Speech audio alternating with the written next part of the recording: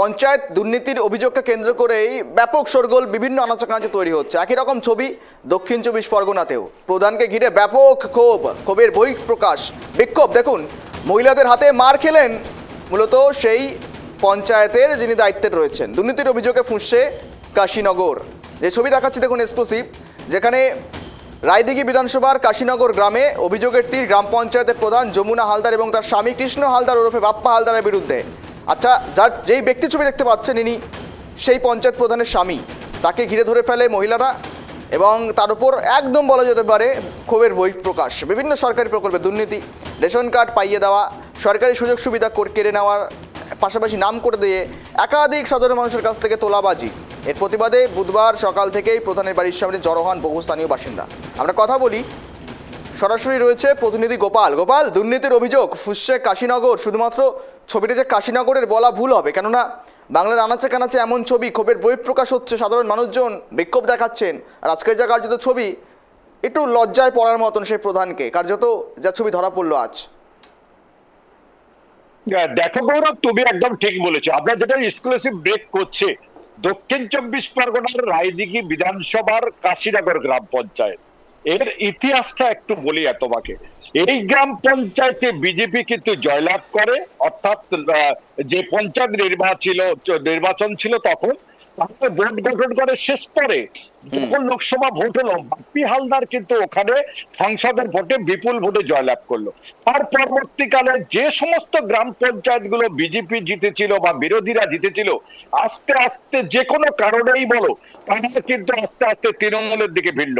যখন এইখানে যে গ্রাম পঞ্চায়েতের যিনি প্রধান ছিলেন তিনি কিন্তু পদত্যাগ করলেন, উপপ্রধান পদত্যাগ করলেন। পরবর্তীকালে সেই বিজেপি সদস্যরা যখন তৃণমূলে যোগদান করলেন, তখন তাদেরকে নিয়ে তৃণমূলের প্রধান হলেন এই যমুনা হালদার। আর যমুনা হালদার প্রধান মানে তিনি মেয়ে মানুষ, স্ত্রী লোক, যেহেতু তার স্বামী বাপ্পা একটু চালাক চতুরী ছেলে, বুঝদার, সে কিন্তু গিয়ে স্ত্রীর অলৌকিত ভাবে বাপ্পাই প্রধানগিরি শুরু করলো এলাকায়। মানুষের ক্ষোভ বাড়ছিল। আর ক্ষোভের বহিঃপ্রকাশ যখন রাজ্যের পালাবদল হলো, তখনই কিন্তু বহিঃপ্রকাশ হলো। কারণ ইতিপূর্বে কিন্তু এই সমস্ত মানুষ কথা বলার কথা ছিল না। ঘর নিতে গেলে দিতে হবে টাকা, যে কোনো বার্ধক্য ভাতা, বিধবা ভাতা পেতে গেলে দিতে হবে টাকা। গোপাল সঙ্গে থাকো, আমাদের সঙ্গে এই মুহূর্তে বিজেপি নেত্রী যুক্ত রয়েছেন, তার সঙ্গে কথা বলবো, তারপর তোমার কাছে আসছি। আমাদের সঙ্গে রয়েছেন কেয়া ঘোষ, বিজেপি নেত্রী। কেয়াদি, স্বাগত আপনাকে কেটিভি বাংলায়। দেখুন, এই যে বহিঃপ্রকাশ হচ্ছে, চারিদিকে একই রকম ছবি, কার্যত লজ্জার বিষয়, নির্লজ্জতার ছবি কার্যত, যেখানে এতটা অসভ্যতামি তারা করেছে মানুষের সঙ্গে, তার বহিঃপ্রকাশ কিন্তু মানুষ দিচ্ছে কার্যত। আজ যা ছবি, সব জায়গায় একই রকম ছবি। কেয়াদি, কার্যত প্রধান একজন কিন্তু চালাতেন অন্য কেউ। প্রধান হলে মহিলা, তার স্বামী হতে চালাতেন সেই পঞ্চায়েত। এই ছবিতে কাটমানি, তোলাবাজি, যাই বলুন না কেন, মারধর করছেন, তাকে আটকে রেখে বিক্ষোভ দেখাচ্ছেন গ্রামবাসীরা। দেখুন, আমরা টিএমসি মানে তোলামূল কংগ্রেস, এটা আজকে থেকে বলতাম না, আমরা দীর্ঘদিন ধরে বলে আসছি।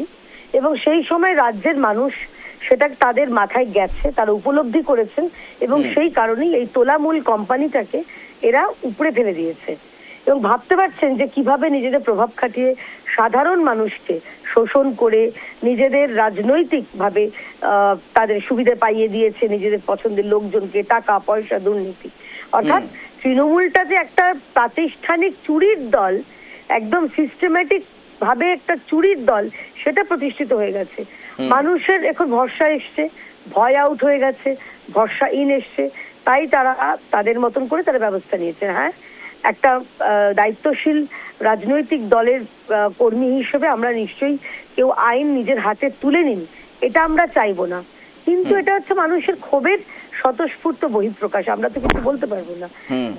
যাদের বঞ্চিত হয়েছেন, যাদের টাকা চুরি হয়েছে, যাদের মা বোনদের দিনকে দিন ধমকানো হয়েছে, শাসানো হয়েছে, তারা আজকে তাদের ভয়টা চলে গিয়ে ভরসাটা এসছে বলে তারা এখন আওয়াজ তুলছেন, তাদের হিসেব চাইছেন, কোথাও কোথাও তারা আদায় করে নিচ্ছেন নিজেদের পাওনা টাকাগুলো, কোথাও স্বেচ্ছায় দিয়ে দিচ্ছে, বা কোথাও এতদিন ধরে যে অত্যাচার তার জবাব দিচ্ছেন। তবে কেয়াদি, এই যে একটা কালচার তৈরি হয়ে গিয়েছিল রাজ্যে, কার্যত হয়তো মহিলা পঞ্চায়েত কিন্তু চালাতেন তার স্বামী, একই রকম ছবি বিভিন্ন পঞ্চায়েতের, সেই কালচারটা কি একটু এবার বিরত থাকবেন? কেননা সেই কালচারটাকে হয়তো এবার দেখা যাবে কি একই রকম কালচার, কার্যত ওই প্রধান একজন চালাচ্ছেন, আরেকজন দাপাদাপি করছেন আরো একজন, এরকম কিন্তু চলেছে গত 15 বছরে।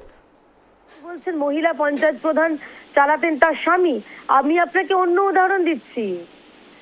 আসল ব্যাপারটা হচ্ছে নামে মুখ্যমন্ত্রী ছিলেন, রাবার স্ট্যাম্প চালাতো তো আইপ্যাক এবং তার ভাইপো।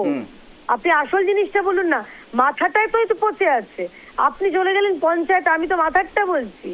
নামে মুখ্যমন্ত্রী রাবার স্ট্যাম্প চালাতো আইপ্যাক, তা না হলে আইপ্যাকের অফিস থেকে বাড়ি থেকে সরকার রাজ্য সরকারের ফাইলকে কি করে থাকে একটা কর্পোরেট কোম্পানি। সুতরাং যে দল একটা কর্পোরেট দ্বারা চালিত, সেখানে একজন পঞ্চায়েত প্রধান তার স্বামী পঞ্চায়েতটা চালাবে, এটা নতুন কিছু না, এটা আশ্চর্যের বিষয় না। বেশ, ধন্যবাদ কেয়াদি সঙ্গে থাকার জন্য। প্রধানের বাড়ি ঘেরাও করে বিক্ষোভ, মূলত ক্ষোভের বহিঃপ্রকাশ। যদিও বা আইন কেউ নিজের হাতে তুলে নেবেন না এমনটা বার্তা দিচ্ছে বিজেপি, যদিও বা মানুষের ক্ষোভের বহিঃপ্রকাশ। সেখান থেকে দুর্নীতির অভিযোগে ফুসছে এই কাশীনগর। প্রধানের স্বামীকে ঘিরে ব্যাপক বিক্ষোভ, তুমুল উত্তেজনা, কার্যত কাটমানি, তোলাবাজি, একের পর এক অভিযোগ।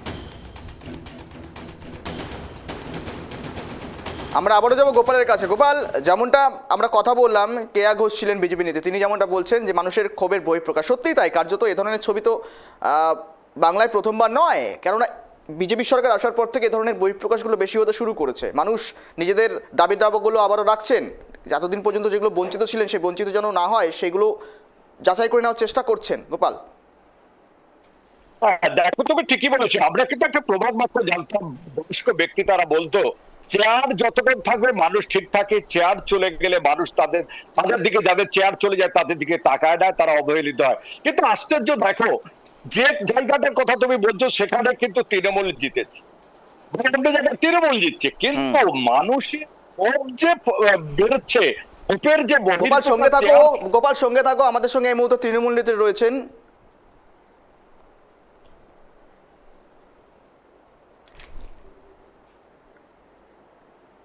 আমাদের সঙ্গে এই মুহূর্তে রয়েছেন উপাসনা চৌধুরী, তৃণমূল নেত্রী। আমরা কথা বলবো। উপাসনাদি, স্বাগত আপনাকে কেটিভি বাংলা। আমি গৌরব রয়েছে। দেখুন, এই মুহূর্তে যে ছবিটা শুধুমাত্র বাদুড়িয়া বা এই দক্ষিণ চব্বিশ রায়গের দিকে নয়, বিভিন্ন জায়গা থেকে এমন ছবি উঠে আসছে, কার্যত ক্ষোভের বহিঃপ্রকাশ দেখাচ্ছেন। এটাকে কি ক্ষোভের বহিঃপ্রকাশ মনে করছেন? দেখুন, যে বিষয়টা হচ্ছে, আমাদের মূলত বক্তব্য একটাই, যদি কেউ অপরাধ করে থাকে, যদি তৃণমূল কংগ্রেসকে সামনে রেখে তার পরবর্তীতে কোনো বিশেষ ব্যক্তিরা অপরাধ করে থাকে, সেই প্রত্যেকটা ব্যক্তি শাস্তি পাওয়া উচিত এবং তারা শাস্তি পাক। কিন্তু কি জানেন তো, যখন এই দৃশ্যটা আমরা দেখছি, তার পাশাপাশি এরকম অনেক বিষয় রয়েছে যেগুলো আমাদের চোখের সামনে তুলে ধরা হচ্ছে না। গোটা বিষয়টাই যেন এক চক্ষু হরিণের গল্পের মতো হয়ে যাচ্ছে, যে এক চোখ দিয়ে যেন তার পৃথিবীটা দেখার চেষ্টা করছে। তাই আমি বারবার একটা কথা বলবো, যে দোষী বা অপরাধী সর্বক্ষেত্রেই দোষী বা অপরাধী হয়। গত দুদিন আগের একটা ঘটনা আমাদের চোখের সামনে উঠে আসছিল, যে কিভাবে বেহালায় একটা পুচকে বাচ্চা মেয়েকে লজেন্সের লোভ দেখিয়ে তার পরবর্তী তার গণধর্ষণ করা হয়েছে। কিন্তু সেই জিনিসটা নিয়ে আজকে কিন্তু আমরা টিভিতে বা বিভিন্ন বিজেপির নেতা নেতৃত্বদেরকে কিন্তু আমরা সেটা নিয়ে কোনো কথা বলতে শুনছি না, এবং এই প্রশ্নগুলো খুব স্বাভাবিকভাবে উঠে আসে। এই যে বিষয়টা নিয়ে আপনি আমাকে কলটা করেছেন, আপনারা ফোনটা করেছেন, সেখান থেকে আমি স্পষ্টভাবে বলতে চাই, প্রত্যেকটা দোষী যাতে শাস্তি পায়, সেই জিনিসটা আজকে যারা গভর্নমেন্টে রয়েছে তাদেরকে দেখতে হবে। আর প্রত্যেকটা দোষী বলতে প্রত্যেকটা দোষী, শুধুমাত্র কেউ বিজেপির মুখোশ পরেও যদি সামনে বসে যায়, সে দোষী থেকে সাধু পুরুষ হয়ে যায়, সেই জিনিসটা যাতে না হয়, এইটুকুনি দায়িত্ব আজকে শুভেন্দু অধিকারীকে নিতে হবে। বেশ, ধন্যবাদ উপাসনাদি।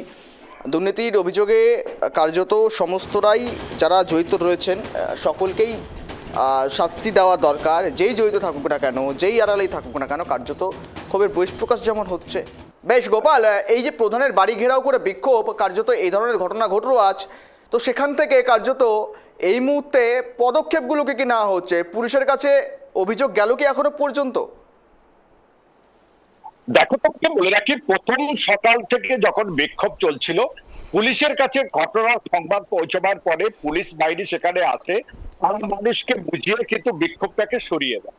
বিক্ষোভটা সেখান থেকে সরে যায়। পরবর্তীকালে গ্রাম পঞ্চায়েত থেকে তার বাড়ির কাছে এসে পৌঁছায়, প্রশাসন মানুষকে বোঝায় আইন যাতে হাতে তুলে না নেয়, মানুষ তাদের কথা শোনে। কিন্তু ক্ষোভ বলে একটা জিনিস, মানুষের এতদিন ব্যথা বেদনা, এতদিন যেভাবে নির্যাতন শুনেছে তার বিশেষ করে মহিলারা যারা বিভিন্ন সময় গিয়ে তারা ক্ষোভের মুখ্যমন্ত্রী তাদের কাছে যে তীব্র ক্ষোভ শুনেছিলেন, তাদের ক্ষোভের বহিঃপ্রকাশ কিন্তু তারা পারে। যখন এই বাপ্পা অর্থাৎ কৃষ্ণ হালদার যখন ঘটনাস্থলে মোটরসাইকেল নিয়ে এসে পৌঁছে তিনি কিন্তু পরিষ্কার কেন করেছে বলে তাদের সঙ্গে কথা তর্কাতর্কে জুড়ে দেয়। আর যেমন তেমনই জ্বলে যায়। এলাকার মানুষজন, মহিলারা তার উপরে চড়া হয়, পরে উত্তম মধ্যম ঘা, শেষ পর্যন্ত প্রশাসন এসে তাকে উদ্ধার করে এবং উদ্ধার করে তাদের নিয়ে যায়। প্রশাসন কিন্তু যারা মাধ্যম ছিল তাদেরকে বলেন এটা আইন নিজেদের হাতে নেওয়া ঠিক নয়। পরবর্তীকালে কিন্তু একটা অভিযোগ মামলার পক্ষ থেকে থানায় হচ্ছে বলে জানা গেছে। তবে এখন কিন্তু উত্তেজনা কিছুটা হলেও প্রশমন হয়েছে।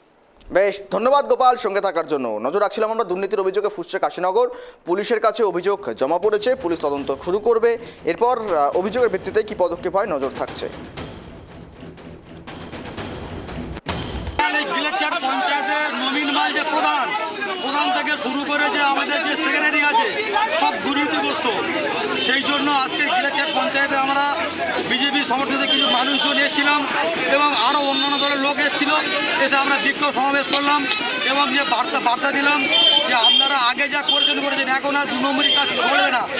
এই যে টিউবওয়েল দুর্নীতিটা মারাত্মক দুর্নীতি হয়ে আছে আমাদের গিলেচার পঞ্চায়েতে। তারপর রাস্তাঘাটের দুর্নীতি মানে মারাত্মক দুর্নীতি।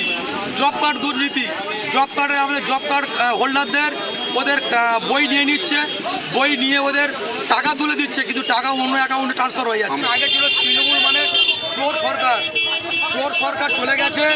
আমরা এখন এসছি যাতে ওটা চোরকে নির্মূল করা যায়, সেদিকে আমরা চিন্তা ভাবনা করব।